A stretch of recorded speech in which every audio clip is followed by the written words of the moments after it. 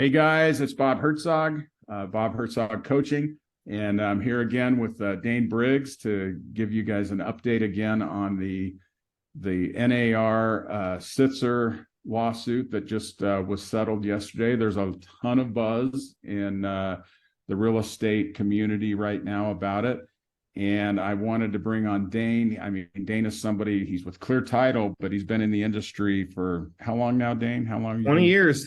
20 years, yeah, almost as old as I am. But Dane is really dialed in on what's going on, especially on a national level, local level, with leadership and with things like NAR, AAR, and that sort of thing. So I wanted to bring him on today, just have him share some insight of what's going on with it, and I thought it'd be a good time for Dane to kind of explain how we even got here. So go ahead and take it away. Yeah, thanks so much for having me again, Bob. I really enjoyed the last one that we did on this, and excited to do an update now that we have a verdict out of the trial in Missouri. So yeah, I mean, if anybody has been sticking their head in the sand over the last couple of years and not really familiar with what's going on here, there have been a series of lawsuits against the National Association of Realtors, and also, depending on the lawsuit, some MLSs and some national franchises. The first lawsuit actually was not the one that was settled. The first lawsuit that was filed was the Moral lawsuit, and that one is scheduled to go to trial in the beginning of 2024, which is a little bit bigger of a case than what was just settled. The Sitzer-Burnett case is what was decided yesterday out of Missouri, and really interesting, just kind of how this came to be. Really, when I see a lot of agents talking about these lawsuits, I see defenses that really don't have a place in the current conversation. And so you see agents seeing things online in a lot of the forums about, why didn't NAR defend this better? Why, we're not forcing commissions on anyone, it's their choice. And they're not really looking at it from the position of really the way the courts are looking at it. And I think that's a big difference. One, I will tell everyone, I am not an attorney. I don't pretend to be an attorney. I'm not giving legal advice. This is simply my opinions from what I get from watching and reading every single possible news article I can on this, and making connections and talking with people in the industry. But one of the interesting things that where the Sitzer-Burnett case was coming from was it was decided on a per se basis, not a right or wrong. And so really all the plaintiffs had to prove was that there was a conspiracy to essentially inflate commissions or hold commissions at a certain dollar amount. That was a very difficult defense for NAR to really kind of combat, because they could try and say all the things they wanted about, no, this is good for consumers, and the MLS provides a standard of data and allows more people to find out what's going on, and it raises home prices because more buyers are interested in these homes. None of those arguments mattered under this per se standard that was going on. And so it was kind of a really interesting thing. A few weeks before the trial, we saw Anywhere, formerly Realogy, renamed to Anywhere. That is the Century 21s, Coldwell Bankers. They have a number of different brands that they operate under. Anywhere and Remax both settled this case before it went to trial. In the neighborhood, I forget, I didn't write it down, but somewhere in the neighborhood of about $100 million they settled for it. At the time, a lot of people thought they were crazy. I mean, how could they roll over on this and all of that, when in actuality, now they're coming out looking like the smartest ones in the room for taking care of it ahead of time. You'll also notice that the new lawsuit that was filed, which is going to be known as Gibson, this is the same attorney for Sitzer-Burnett, Ketchmark, as soon as the verdict was read, filed another lawsuit taking it nationally. This new lawsuit will be for any seller that has sold a home since October 31st, 2019. My guess is that's got to be the statute of limitations is 4 years, because when the original lawsuit was filed in 2019, it was going back to sellers that had sold in 2015. So 4 years before yesterday's date takes us back to 2019.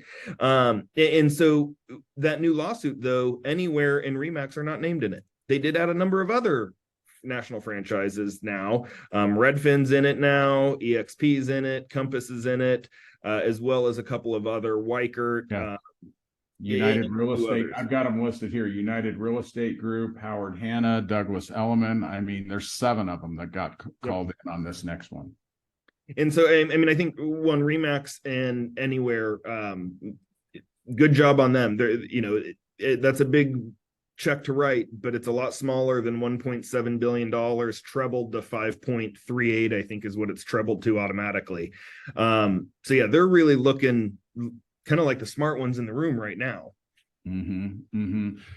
And I did some math on this, and I'm not, again, I'll say the same thing. I'm not an attorney. I'm just a broker in Arizona, a licensed broker. And what I say today or anytime on these podcasts are just my personal opinion, not that of the brokerage I hang my license with or anything else. This is just me talking, but, and math is not one of my strongest suits. However, when you look at the settlement in this case, which is, at this point is let's just call it 1.8 billion, and there are 500,000 people in Missouri that are a part of this class in this class action suit that ranges from 2015, like you said, to 2022. Assuming that the attorney gets his 40% cut, which is about 800 million, if my math is correct, you end up with about $1 billion to split between 5,000 people in the class. 500,000 people. 500,000, that's right. Which comes out to about $2,100 per person. Okay, now, obviously, if they end up with treble damages, like you're saying, you can triple that number. But the bottom line is, yes, it only happened in Missouri, okay, but it's going everywhere now, and they are going after the big boys, and there's a reason for that. They have the deep pockets. Okay, one thing that I read yesterday, I think it was, that was kind of interesting also, that kind of goes along with that, is if you notice something, that not one single real estate agent was put on the stand for this trial. These were owners of big companies, and they did that for a reason. Agents don't have money, big companies do. And so if you are a larger brokerage, then you just get ready. I mean, it's coming, and you're going to have to start thinking about things you can start doing now to lessen the pain or maybe stay out of this thing. One of the interesting things, and I've got a call out to a couple of my broker friends, is as it pertains to Arizona.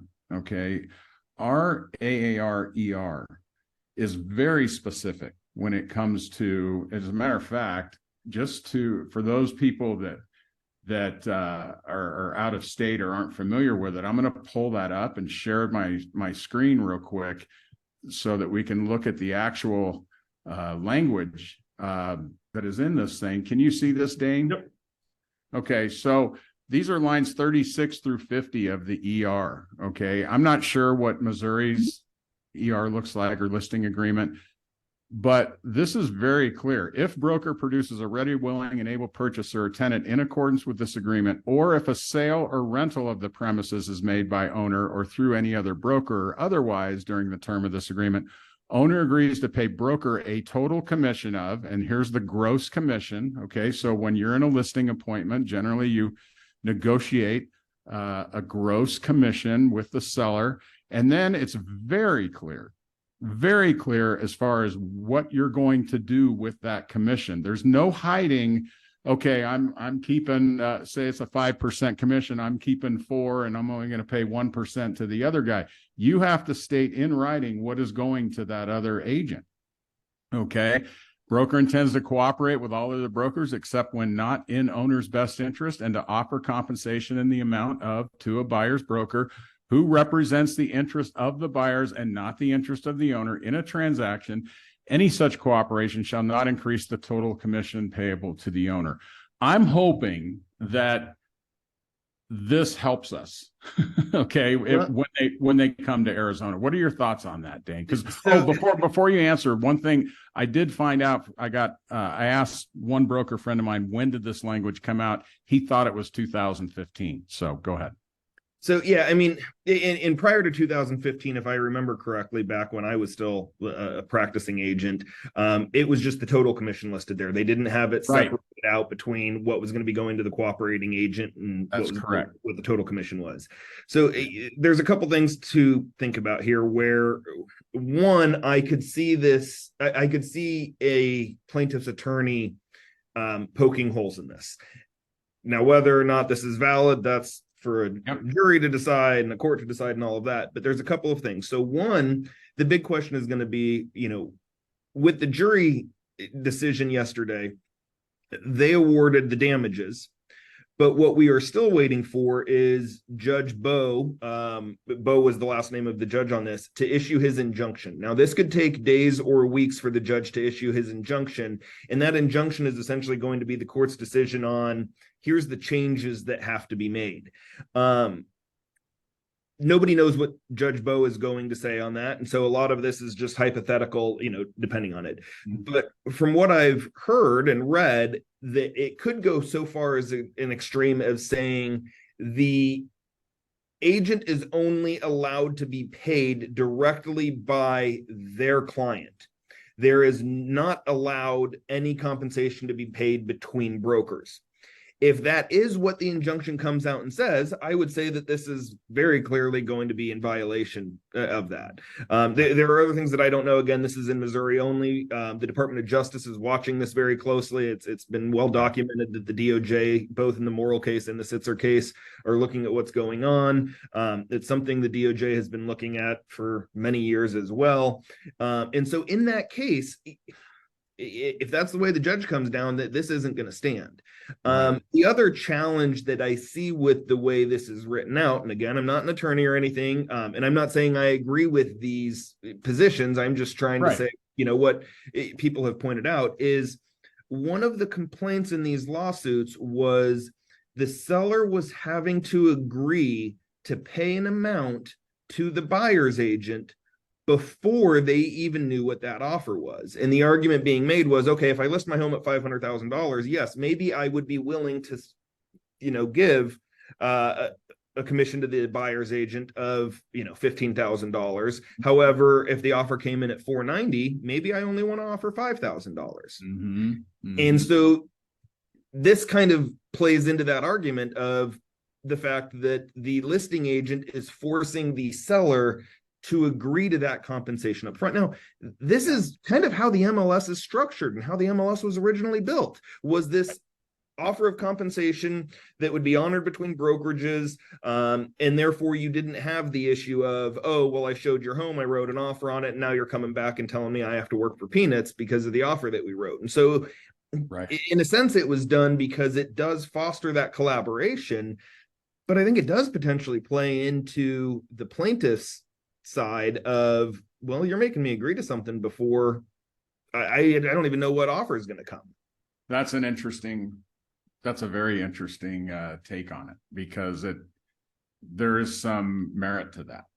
And I mean, seriously, I've been thinking all day of examples of other industries that do something similar to us. And one thing I thought of was, let's say you own a piece of land and you hire a general contractor to build a home for you.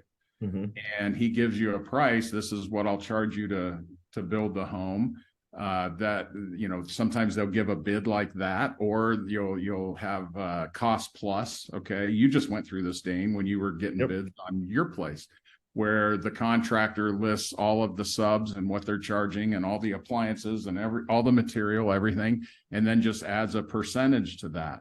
But in that case, the seller knows what the worst case scenario is. However, there's always a clause in there that says, hey, if prices go up on materials, blah, blah, blah, you're going to. Same thing with like you hire a landscaping company to do your backyard, your front yard, your pool, whatever. And are they required to tell us exactly what they're paying all their subs? No. Not. One area where I would say that it's a little bit different is that general contractor is not acting as a fiduciary on behalf of the client, where in real estate, that throws another curveball into it. Exactly, which gets into the whole value proposition, right? Of what are agents talking about? Agents need to stop talking about how many homes they sell a year, or how much they're going to get you for your house and how quickly and all that, and start talking more about where that real value is, which is in the negotiations and that fiduciary, right? And so it's kind of a mindset change, and I'll get into that in a minute, but that's a good segue into potential outcomes. I mean, this judge could come out and say, sorry, sellers are not allowed to pay the buyers, any third party, a buyer, broker, anyone for the services. Now, is there even legal standing for that? Do you get into a restriction of trade? And, telling someone that's selling something they own who they can or can't pay a commission to seems like and again, we're not attorneys, but it sure seems like they're crossing a line at that point. Well, and I think, we talked about the potential, I don't want to say worst case scenario, because I'm sure that there's something potentially even more worse than that we haven't thought of. Right. But a likely scenario that would really upend the way things are done. I think there's also a very high probability of, a less extreme injunction coming down. And maybe it's something as simple as, the mandatory requirement of compensation to the buyer's agent needs to be removed, and something like that, and then it's business as normal. We talked in our last time about the Pacific Northwest MLS up in the Seattle area. They removed the requirement for a buyer broker compensation a couple of years ago now. 98% of the listings, if I remember the stat correctly, still offer compensation in there, and things could go on just like normal. I mean, that is a very real possibility here, that this doesn't change a whole lot. That's right. And there, it's one extreme or the other, and we're probably going to fall somewhere in between, right? There's going to be some changes we're going to have to make to our model. There's going to be new disclosures we're going to have to make, obviously, that we may not be making right now, to make it even more clear to the seller what they're getting themselves into. But like you said, I mean, it could be as extreme or even more extreme than what we're thinking about, is saying the seller cannot pay that buyer's agent regardless. I don't care what you come up with to get around that. It just can't happen. Okay, but if it's anything less than that, okay, if the judge says that, basically leaves it to where it's up to the seller, but we can't require them to pay a buyer's agent, which legally we haven't been requiring it anyway. Okay, we just, like you said, the only hiccup in there is that makes us a little different from others is the uncertainty of what that house is going to sell for. And there's a strategy to think about is, okay, you're just getting very clear and coming up with some kind of a model that says, okay, if your house sells for this, you're going to pay, my fee is this. If your house sells for this, it's going to be this. So maybe, I mean, I'm just kind of thinking out loud right now, but there's also the strategy being floated around there. A lot of people are saying, oh, it's not going to change anything. All we'll do is ask for a concession from the seller and then just use that to pay my commission. And we'll agree to that up front, that's going to happen. I mean, there's all kinds of ideas. Seller can still pay. Yeah. I mean, the judge could say that sellers could still pay the buying brokerage directly, which really wouldn't change anything with what we're doing right now, other than more disclosures. So I think it's it's one of those things where we don't want to get way out in front of it and try to come up with solutions to problems that don't even exist yet. But by the same token, 2 months ago when we sat down and talked about this, we were talking about most people thinking this would take months to get here, and here we are. And I should know better than to post in the forum anything, even if it's supposed to be positive. I posted yesterday just some some mindset things to start thinking about with this of getting out there. Super important now more than ever for buyers agents to think of ways to display their value, to explain their value to their clients. And some people got hung up on the 4 words of that post that said the consumer has spoken. Okay. And what I meant by that, I'll kind of explain myself here, is we have a jury of 5 people that are consumers. They are a jury of our peers. Okay. And we can sit here and blame the attorney, the slimy attorney, all day long that decided to put this class action suit together. But the bottom line is that class action attorney was smart enough to do his homework and figure out that if he could get a jury in there, there's enough people in this country that basically feel like we're the most overpaid profession in the world for what we do. My point is that we need to do a better job of showing our value to our consumers, so that to try to shift this narrative of us being just overpaid opportunists. Okay. But, I mean, this has been a long-standing issue. I mean, this was, gosh, I can't remember the year that it came out, but somewhere around 2014, 2015, NAR, with a number of consultants, put out the danger report. It is, they used to have a website, dangerreport.com. Last time I tried going there, it's been taken down. I'm sure people can still find copies of the danger report, but it was one of the items that was addressed in there was essentially that perception of value and the number of, for lack of a better term, inexperienced agents that still charge the same amount as an experienced agent devalues what the experienced agent is doing. It's going to be interesting. I think establishing value and proving value and showing value is going to be of utmost importance for agents at this point, especially buyers agents. Yeah. There was, I don't know, did you see this video that was, or hear about during this trial? A video was introduced that came from the Tom Ferry group. I did see it. And with a guy named Alan Dalton explaining something that, and it was tossed out. The jury saw it, unfortunately, but then they had it taken out, and the jury was told you can't use this when deciding. But this just shows you that was out of the bag. I mean, well, don't think of a pink elephant. What are you going to do? I'm going to play it here real quick so people can see it. It shows you what the goal here was, or the strategy for the plaintiff's attorney. It was to appeal to the emotion of the consumer that we're a bunch of slime balls. So let me pull this over. I'm going to play it. It's only 2 minutes long, but it really gives people an idea of what we were up against in this trial. Yeah. The most effective commission cutting objection handling technique in the history. Waits for the end to give us the most effective commission cutting. We have to be concerned about compression of fees, okay? 1000%. Okay, now I have to be very careful because as CEO of Real Living and Senior Vice President of Berkshire Hathaway Home Services, I have a sacred responsibility to represent the brands in the most professional. This is a legal disclaimer, ladies and gentlemen. But I'm going to, but I've said this at our events, but I asked the audience, first of all, the technique is profanity laced, but I'm not going to use any of the swear words because I'm not going to end my career today. So I'm going to give the technique.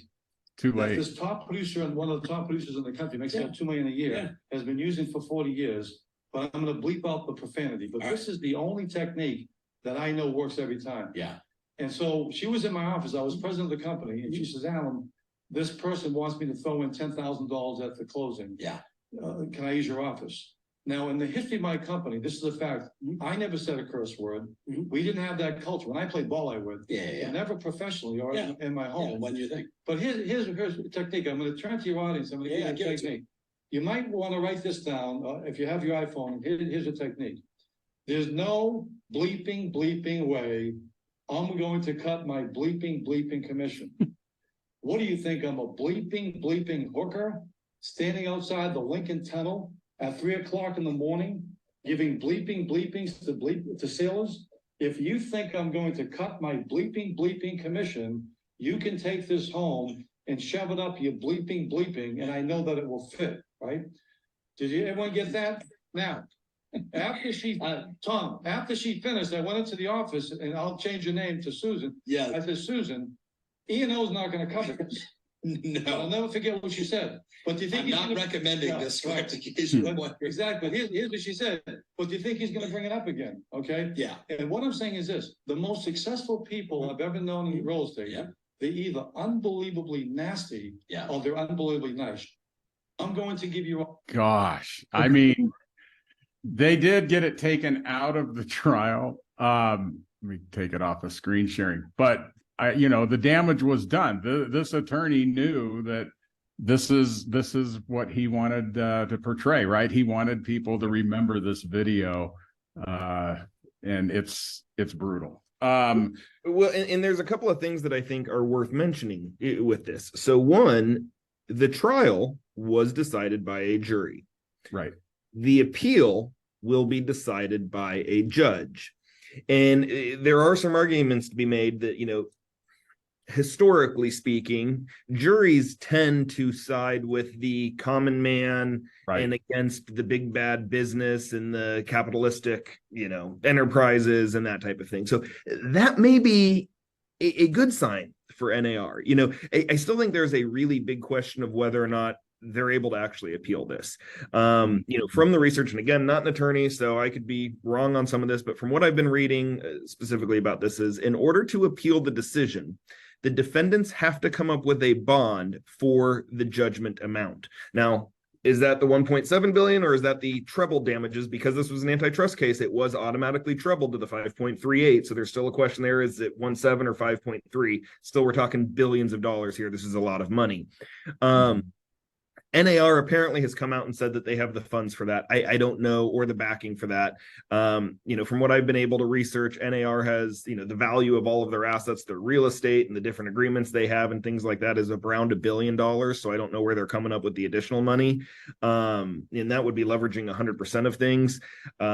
Also, what's interesting, I guess, in these types of cases is, while there were multiple defendants, they are all collectively responsible for that entire amount. So it's not like out of the 1.8 billion, KW, who is one of the franchises named in this, it's not like they're responsible for 200 million or anything. If one company files bankruptcy, the rest of them are still on the hook for the entire amount. And so the question is, can they come up with a bond? There's not a lot of companies out there that will write billion-dollar bonds on this. Now, there is some discussion that the court may waive that requirement for the bond. And part of the reason why is that whoever prevails, the other side has to pay for that bond, essentially. So if it were to go to appeal and it were to, essentially get overturned, the plaintiffs would be responsible for the cost of that bond. Again, from what I understand, from what I've read. And so there's a potential that the court may say, hey, this is such a big dollar amount, we're not going to require the bond because, that's going to take away the money from here and there. Now, I've heard quite a few things. I've heard the possibility that, right now the stance is NAR is going to appeal this. Right. KW has said the same thing, all of that. I think there's a couple potentials. We have the moral case coming up next year. The appeal is not going to be done anywhere near before, that happens. On one side, I could see NAR and the rest of the defendants trying to settle this judgment for less money, which they could do, as well as take care of those other trials and settle those before it goes to trial. Question is, where do they get the money? Let's say, if they settle it for $1 billion, we've got 1.6 million agents, that are members of NAR. How are they going to, pay for that? Do a special assessment for a few $1,000s? I mean, that's not going to happen. So it's kind of a big question of what happens. I'll be really curious if it actually does make it to appeals, just because the amount of hurdles that are in place. But so far, the posturing is that they will appeal it, and they have it lined up to be able to pay that bond for the amount to do the appeal. If it does go to appeal, I think they've got a better chance than they did in front of the jury. But Right. there's still the argument of this per se aspect of it where, Yeah. you're not able to say, well, we did this for the good, we did this for any of that. And taking all of those arguments out, even on an appeal, I don't know if a judge is going to be able to overturn this. Well, in an appeal situation, you can't retry the evidence that you've already been convicted of, right? So the only time you do an appeal is if new evidence comes to light that wasn't there when you tried your first case. So where are they going to find this new evidence? It still boggles my mind that we didn't have agents on the stand there, that there weren't, because the claim is that there was this huge conspiracy to raise commissions or keep commissions at a certain level. And you and I have both been a part of some pretty high level meetings with high level leaders in our industry. And in 25 years, I can't remember ever sitting down in a meeting and actually discussing how do we price fix commissions. I mean, you have also run the Arizona Real Estate Agent Forum for how many years has that been going on now? 13, I think. 13 years. And how many people are in it? How many agents now? 15,000. 15,000 agents. And I mean, almost I'm just a moderator in there. I demoted myself on purpose because it was so crazy. You didn't want to deal with the hectic. Exactly. I can just send you texts and say, hey, look at this. No, but my point is, I mean, when I was helping with the moderation and an admin of that group, it was almost every day we were getting commission type posts, and a lot of people thought, gosh, you guys are hard asses when it comes to commissions, or this really didn't say anything about fixing the commission. It was just, and then people started calling them cookies and tacos and all that, real smart to outsmart the system. But, all those times of saying, guys, we can't do this. We can't do this. This could be, it wasn't that they were obvious. As you know, most of the time it comes from the comments, not necessarily the original post. But this case is a perfect example of why the word commission shouldn't even be mentioned in a social media group, because this attorney has done an unbelievable job of twisting and turning what's actually going on to make it, how do I say it, to really appeal to the emotions of the typical consumer, right? And it's just, I mean, this is where we're at. I mean, we're going to have more of them too. Well, in a couple of points on that, Bob. One, I'm sure a lot of people that are viewing this are members of real estate groups on Facebook. There's a lot of national ones, not going to name them directly, that tend to be a lot less moderated than what the Arizona Real Estate Agent Forum has been, which is the group just for Arizona agents. We've always been very strict on, even if it is completely compliant, a discussion about commissions, we don't allow it because it's just a line that we don't even want to have to figure out which side of it are we on. Just no commissions, no talk. Right. I'm really surprised that the plaintiffs did not use any posts from any of these other national groups. Now, part of that may be that there weren't any individual defendants. It was all corporations. And therefore, you're not able to say, well, ABC Brokerage is liable for what this, 1099 independent contractor of a franchise of the same brand said. And I would say, from a high level discussion standpoint, there absolutely is not any price fixing going on. I've never been in a room with brokers saying, hey, you know what, we're going to charge this. We're not, where I think the challenge comes into play. And I want to be careful on how I phrase this because I'm not blaming the agents. I completely understand real estate is a tough industry. Yeah. It beats you up. I feel for the agents out there working every single day. You drive a buyer around for 6 weeks and then they end up going and buying a new build without you type thing. I mean, you guys earn your money. But because it is solely about people's money and taking food away from their mouths or their table when commissions are reduced, I have seen posts from individual agents that would make it a little bit more challenging. And that's where I just caution everybody, hey, I know you're passionate about this. don't go posting something on social media that, well, I won't show a home if it doesn't offer this and that type of thing, because you're setting yourself up for problems. Right. Well, and you and I kind of chatted about this the other day. The other thing you got to watch out for is people think that if they're in a quote unquote private group on Facebook, that they're safe. And nothing could be further from the truth. A screenshot is really easy to do and share with somebody, and you live with that for the rest of your life. So, and I've always told everybody, do not post anything on social media. You would not be okay defending in a courtroom. And this is a perfect example of why that rule is really important.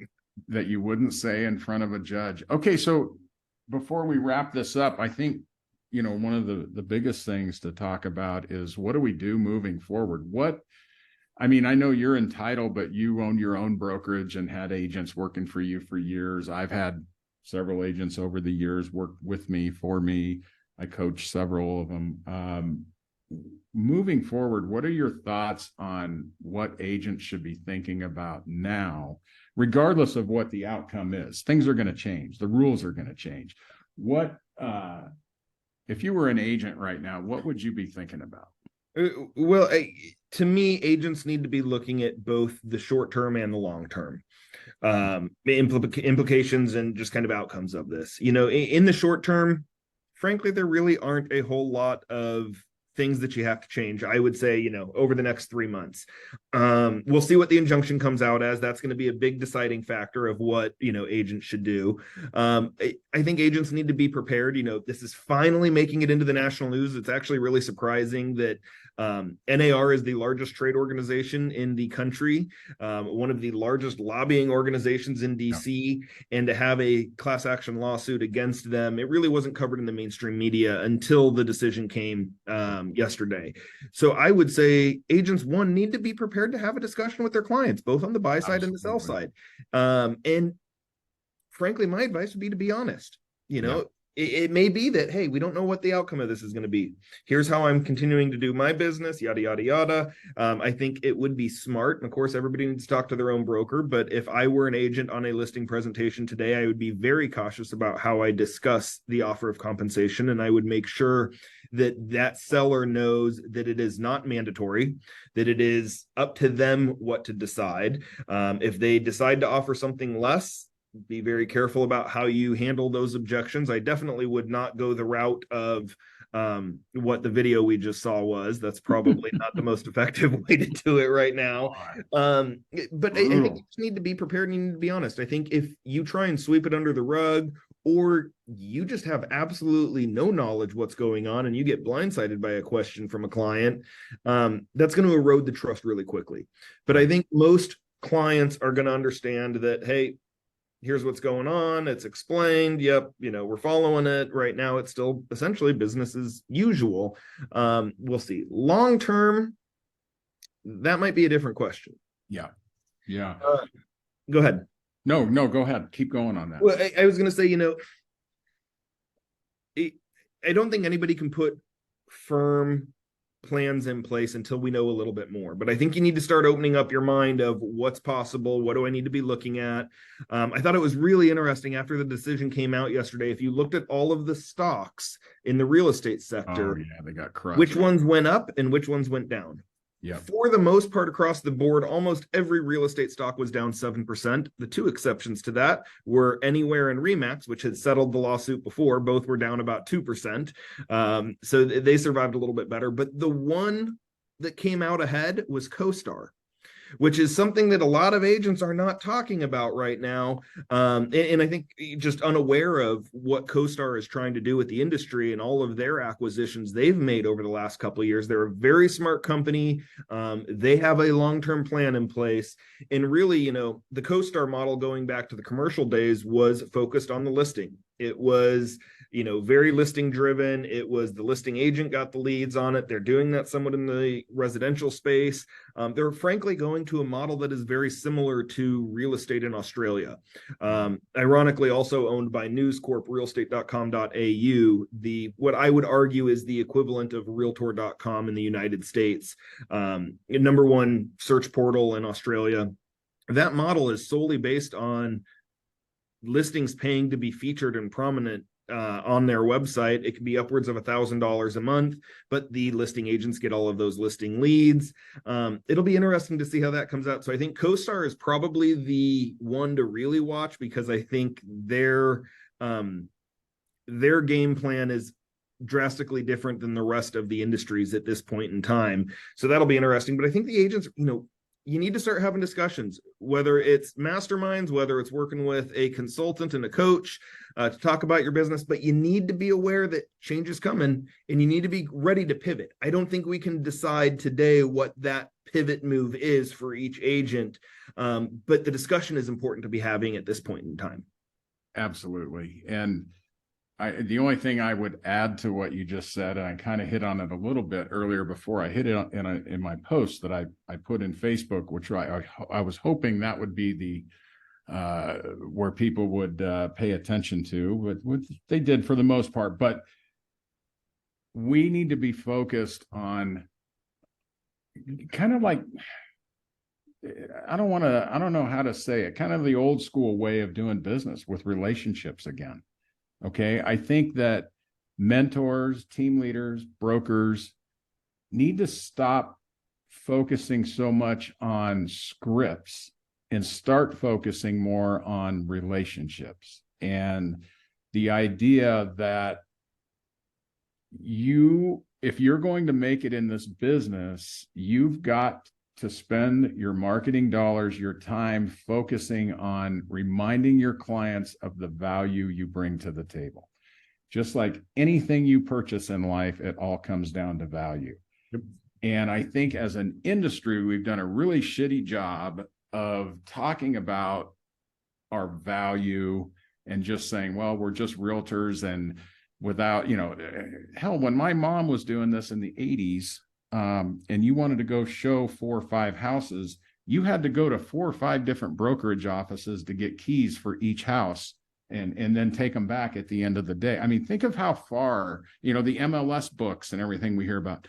Yep. Think of how far we've come technology-wise, but in doing so, we've forgotten about that belly-to-belly relationship. And I was almost thinking about it today, like maybe we need to start listening to guys like Brian Buffini that have been pushing out there for years and years. And I've always loved Buffini and Joe Stumpf and all his stuff. Those guys have stuck to it over the years, the importance of relationships. And, if you want a long-term career in this business, you're not going to get it by wham bam thank you ma'am closings. This is how many deals I closed this week, this month, and how many phone calls you make a day and how many people you piss off by sending text messages over and over and so forth.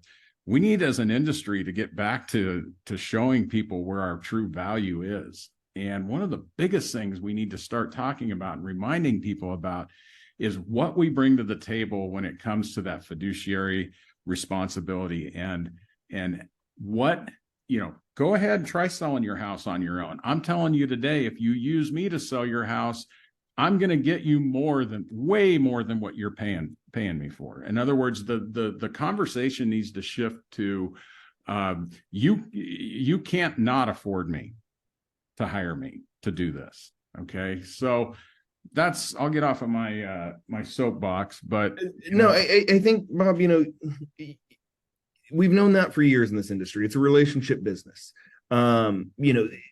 Even NAR itself, a lot of agents don't realize it, but every year NAR publishes their home buyer and home seller survey, where they go back and each year they survey thousands upon thousands of people that purchased a home. And one of the stats that I have always looked at in that report, and if anybody wants to, they can Google NAR home buyer survey and it'll come up. It's very interesting. Yeah, it's a good one. They ask both buyers and sellers separately, how did you find your agent?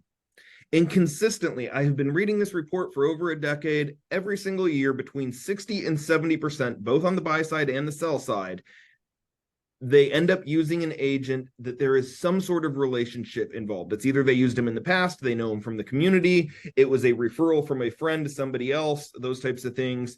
That's where the majority of the business is, and so many agents ignore it because it is the long game.